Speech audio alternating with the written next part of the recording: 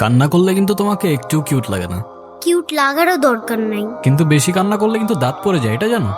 এই একটা তো মনে হচ্ছে পড়েও গেছে। 1 2 3 4 কই না তো, দাঁত পড়ে নাই। যাক, বেঁচে গেছো। তো এখন বলো কি হয়েছে? কেউ কিছু বলছে তোমাকে? বাংলাতে 3, শিট, আর 3 পাইলেই তো 33টা হয়ে যেত। খুব মজা করে না তো। তুমি জানো এক্সামের দিন কি হয়েছে? টিচার আমাকে বকা দিয়েছে, তাই আমি কিছুই লিখি নাই। মানে টিচার তোমাকে বকা দেওয়ার কারণে তুমি আর লিখোই নাই? না, লিখি নাই।